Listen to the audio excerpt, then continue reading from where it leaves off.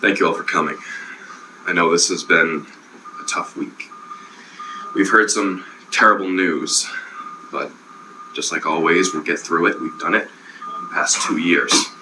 I think you all know what I'm talking about. FBI Director James Comey has recently reopened the investigation into Clinton's emails. And I know that isn't very easy to hear, but we'll get through it. And what we can expect from this terrible news is negative coverage. That's right. An onslaught of criticism and angry tweets from Trump. That's right. But it's nothing we haven't seen before. And as America's largest Democratic SuperPAC, Priorities USA Action, it is our job to cancel out this negative coverage and transfer it into positive messaging. I mean, that's our job. This won't affect us, people, because we know how to take this and turn it into a positive. But how do we do it? Well, I propose we advertise.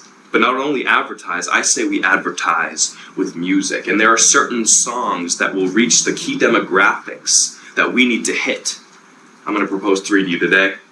So, which songs would help Hillary in this dire time? Well, the first, I think, is It Wasn't Me by Shaggy. That's right. Now, I know you don't think of Hillary when you hear this song, but hear me out. The radical left. Oh, sorry. Does this count towards me? Against me? Okay, good.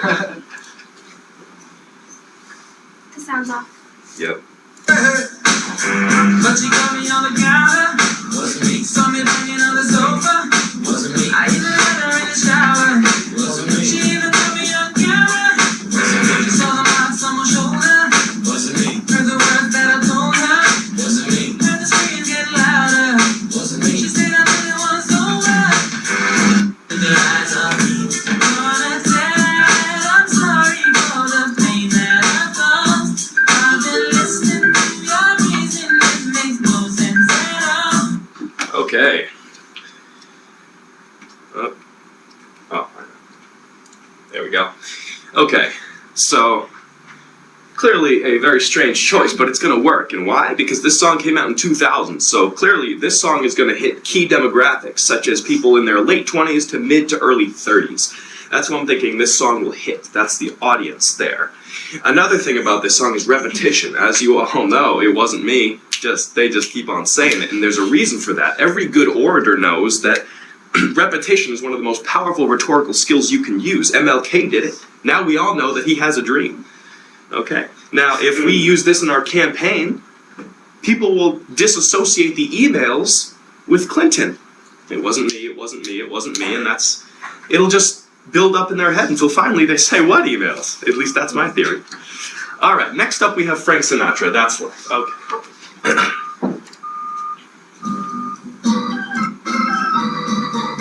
That's life.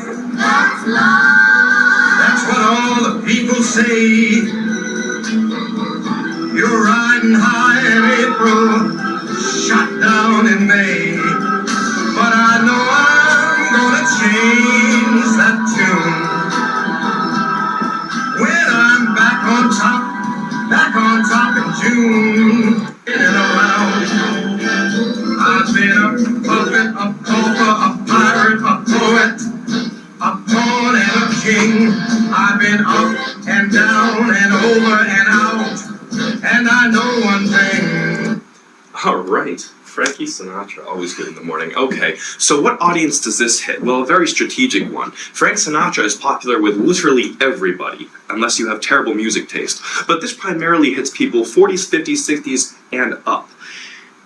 And what does that mean? Well, that means that we are going to hit the key demographic that votes the most. Here in America, people who are senior citizens disproportionately vote much more than any other age demographic. So we need to make sure these people get out and vote for Clinton. Next up, it talks about her struggles, okay?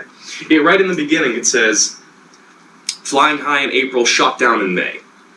Pretty good illusion there. I thought so at least. And then we're going to talk about, oh, what the heck just happened there? Oh, well now you know that. Okay, her accomplishments. Talks about her accomplishments. which is, I've been a puppet, a pauper, a pirate, a poet, a pawn, a king. Now, granted, Hillary hasn't been those things, but she has been Secretary of State, former First Lady, head of Child's Defense Fund, and, gosh, what else? Senator from New York. So true. Up next, we have Love Me by the 1975.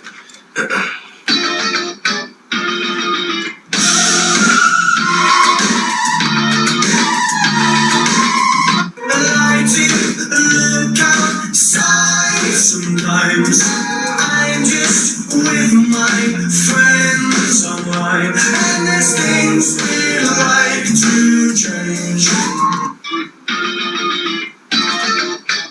They love me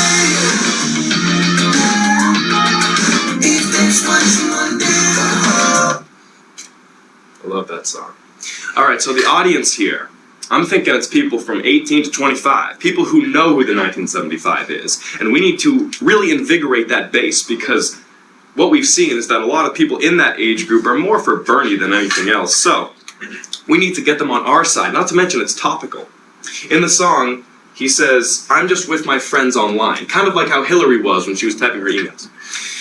Very topical indeed, and we can't forget about the youth outreach, okay? All throughout her campaign, there's been this undertone of, why don't you love me, okay? She's like a grandmother just asking, why don't you want me, okay? But this literally says, love me. It's just straightforward, and it comes right out with it. That's what we need in this campaign, is something straightforward. Now, to end it all, I just want to remind all of you of what our objective is here at Priorities USA Action, okay? Our objective is to make sure that this orange pumpkin does not get into the White House, okay? That's our objective. We cannot have this guy step anywhere near the Oval Office. And if we employ these advertising strategies and use these songs effectively, I am sure that we will see Madame Hillary Clinton in the White House come November 8th. Thank you.